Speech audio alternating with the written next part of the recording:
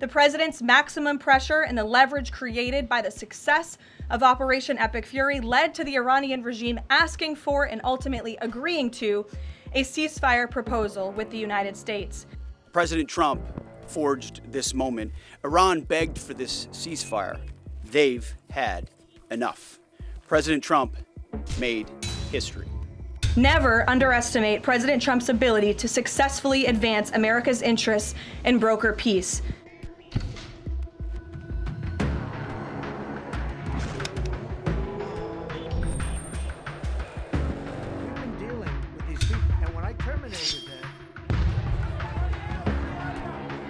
Yesterday, the president threatened to destroy Iran's civilization, the entire civilization. Not the Iranian government, but the Iranian civilization, the Iranian people.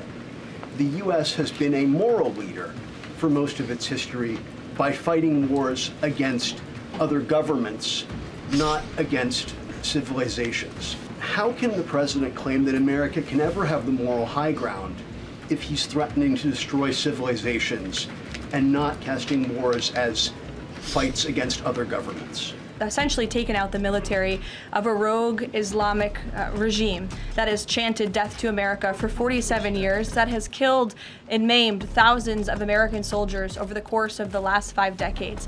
The president absolutely has the moral high ground over the Iranian terrorist regime, and for you to even suggest otherwise is frankly insulting. With due respect, Caroline, Go ahead. With all due respect, Go ahead. There is...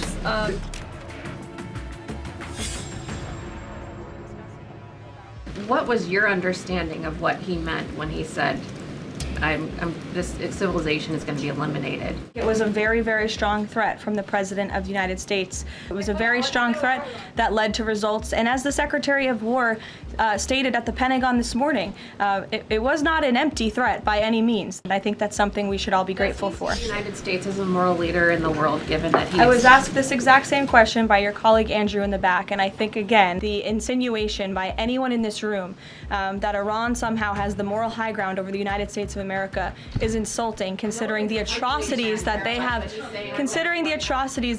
committed against our people and our military over the past 5 decades. John. Understanding that Iranian leaders have previously said death to America, but why is it appropriate for the President of the United States to use that kind of language when talking about civilian targets? And was the President mocking Islam by signing off his True Social post over the weekend, praise be to Allah? Wouldn't that antagonize Muslim allies across the world? I understand the questions about the president's rhetoric, but what the president cares most about is results. And in fact, his very tough rhetoric and his tough negotiating style is what has led to the result that you are all witnessing today. Should the world not take his word seriously? The world should take his word very seriously in understanding that the president is always most interested in results. And it was the Iranians who backed down, not President Trump. And what did they do last night? They agreed to reopen the Strait of Hormuz. Is the threat to wipe Iranian civilization off the map still on the table? And is it fair to keep 90 million Iranians under that threat for the actions of their leaders? Well, look, the leadership is really to blame for the condition of the country in Iran. Here we have economic leverage, we've got military leverage. Keeping them off the map is different than an economic leverage or military leverage. Why is that kind of language useful in this kind of scenario? And the President of the United States is saying that unless the Iranians do the right thing, he is going to have some serious consequences for the regime. We obviously don't want the people of Iran to suffer.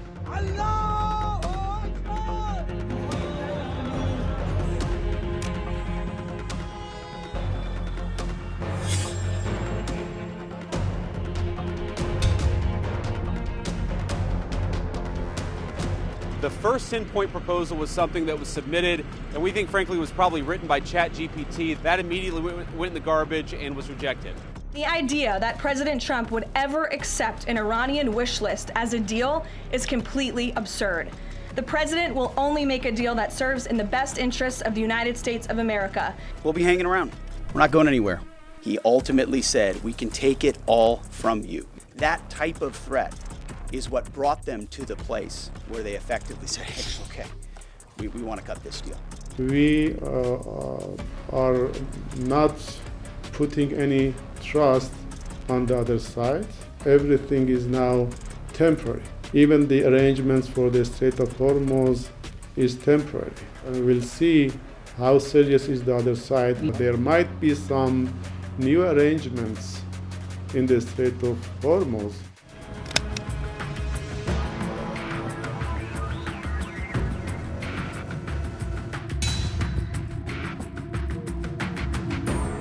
Are you willing to end this conflict with Iran charging tolls for passage through the strait? Us charging tolls? Iran. What about us charging tolls? Is that something you're considering? I'd rather do that than let them have them run. Why shouldn't we? We're the winner. We won. Why would the U.S. Allow Iran to collect tolls from the Strait of Hormuz? That's not something that we've opposed for a number of years now. That's not something we've said that we've definitively accepted. The joint venture is something that was proposed by the president. He wants to see the strait reopened immediately without limitation, and that's something we're going to hold them to. It's time for the rest of the world to step up and ensure that that stays open after President Trump and the War Department brought Iran to the place where they are voluntarily opening it right now.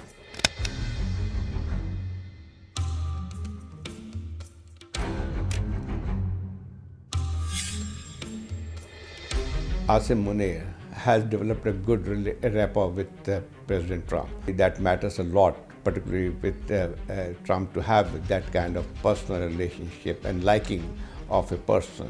I would not use the word psychophancy, but certainly the kind of praise Pakistan heaped on Trump. Pakistan at one point had recommended President Trump for the Nobel Peace Prize.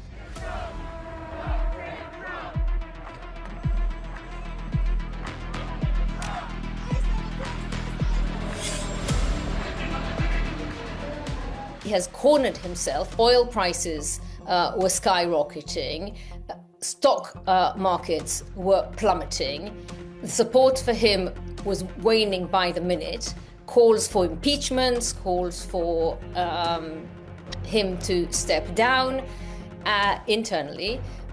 And he needed a way out. What the US has achieved from their point of view were to allow a party to the dispute to climb down from the tree and be able to claim victory.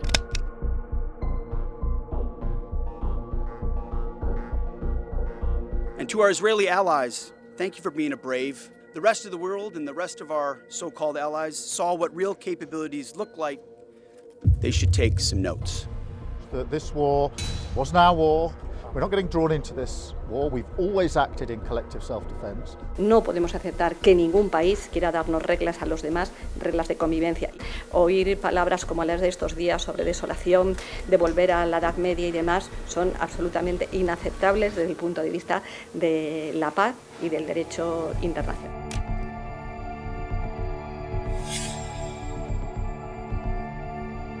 כי אנחנו ערוכים לחזור ללחימה בכל רגע שידרש. האצבע על ההדק. Is there any concern that Netanyahu is trying to kill the ceasefire? The president spoke with Prime Minister Netanyahu last night. He supports the president, and Israel remains a key ally and partner to the United States. This is a fragile truce. Ceasefires are fragile by nature. It takes time sometimes for these ceasefires to be fully effectuated.